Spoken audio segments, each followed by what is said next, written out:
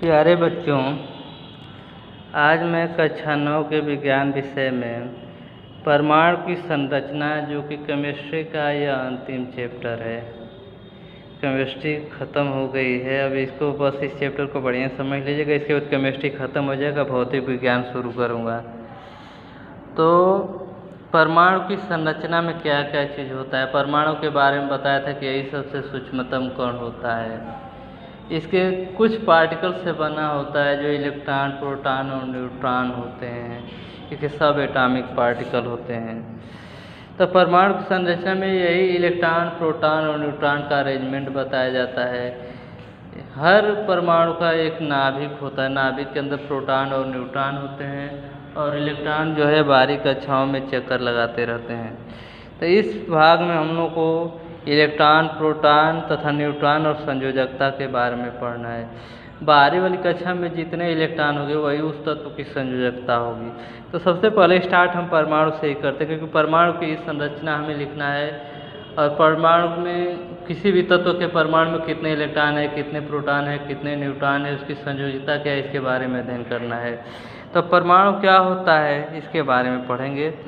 पदार्थ के सबसे सूक्ष्मतम एवं अविभाज्य कण को परमाणु कहते हैं। परमाणु के 3 सब एटॉमिक पार्टिकल या अपरमाणु होते हैं।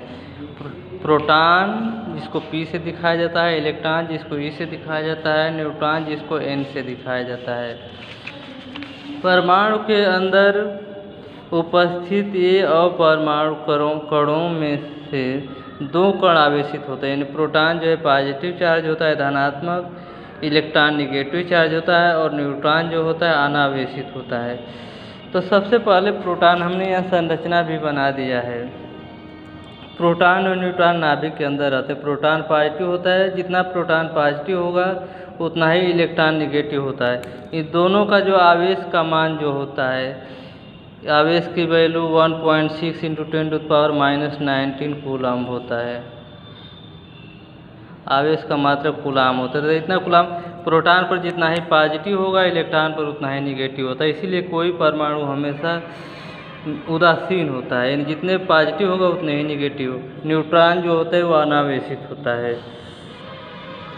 अब तो सबसे पहले हम लोग प्रोटॉन के बारे में अध्ययन करेंगे कि प्रोटॉन क्या होता है। यह एक धन आवेशित कण होता है जो परमाणु के नाभिक या भीतरी भाग में रहता है। यह तत्व के सभी रासायनिक गुणधर्म को प्रदर्शित करता है। परमाणु में प्रोटॉन के घटने या बढ़ने से उसके रासायनिक गुणधर्म भी बदल जाते हैं। प्रोटॉन होगा जी उतना ही इलेक्ट्रॉन होता है। अगर इसका घटते बढ़ेगी संख्या तो उसके रासायनिक गुणधर्म पर भी प्रभाव पड़ेगा। प्रोटॉन को P+ से दिखाया जाता है। प्रोटॉन का द्रव्यमान 1 इकाई, इसको सीधे सीधे 1H1 लिखा जाता है। प्रोटॉन को ऊपर दिखाना है तो यह H को दिखाए तो 1H1, यानी 1 का मतलब इसकी द्रव्यमान संख्या, द्रव्यमान 1 इकाई होता है और आवेश +1 लिया जाता है।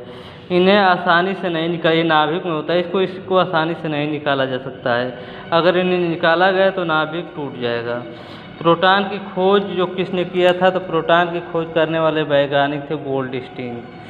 इसके बाद दूसरा जो तत्व होता है सब एटॉमिक पार्टिकल, वह इलेक्ट्रॉन होता है जिसको E से दर्शाया जाता है।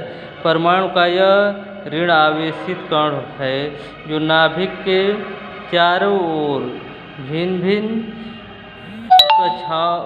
एवं निश्चित कक्षाओं में चक्कर लगाते रहते हैं। यही कक्षाएँ दी गई हैं, इसी में इलेक्ट्रॉन घूमता रहता है हमेशा। जितना प्रोटॉन उतना ही इलेक्ट्रॉन। किस कक्षा में? पहली वाली कक्षा सबसे नज़दीक होती है, इसमें 2 बस इलेक्ट्रॉन होते हैं और सब में 8 इलेक्ट्रॉन होते हैं। तो चारों ओर भिन्न कक्षाओं एवं निश्चित कक्षाओं में चक्कर काटते हैं। इलेक्ट्रॉन को E से दिखाए तो ऊपर -1 चार्ज हो तो माइनस दिखाता है। इलेक्ट्रॉन का द्रव्यमान नगण्य तथा आवेश -1 लिया जाता है। इलेक्ट्रॉन को आसानी से निकाला, एक कक्षा में होता तो बाहरी कक्षा वाले इलेक्ट्रॉन को आसानी से निकाला जा सकता है। इलेक्ट्रॉन की खोज J.J. थॉम्सन ने की थी। इसको खोज करने वाले वैज्ञानिक J.J. थॉम्सन। इसके बाद अगला आता है सब एटॉमिक पार्टिकल न्यूट्रॉन, जिसकी खोज जेम्स चैडविक ने किया था।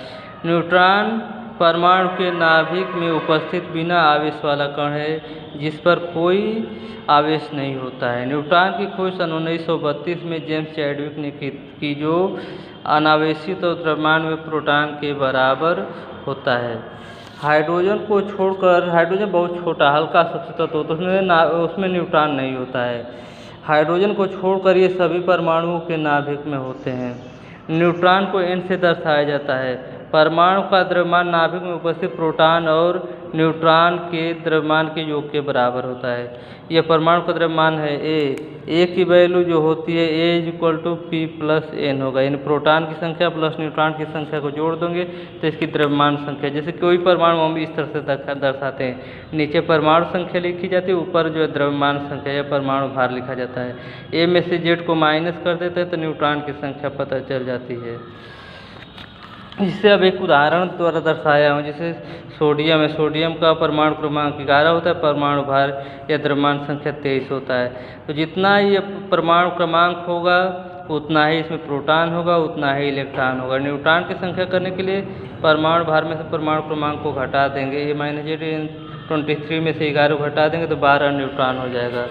और इसकी संरचना लिखेगा, अभी संरचना का नियम अलग है, आगे बताऊंगा, लेकिन यहाँ बता दिया 11 इलेक्ट्रॉन। इन्हीं इलेक्ट्रॉन को बस विभिन्न कक्षाओं में दिखाया जाता है। पहली वाली कक्षा में केवल 2 इलेक्ट्रॉन रखते, 2 हो जाएंगे पहली वाली कक्षा में, दूसरा बाकी सभी कक्षाओं में 8-8 इलेक्ट्रॉन होगा।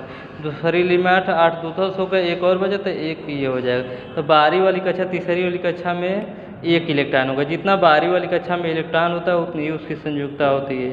तो इलेक्ट्रॉन, इसके सोडियम की संयुक्ता 1 होगी।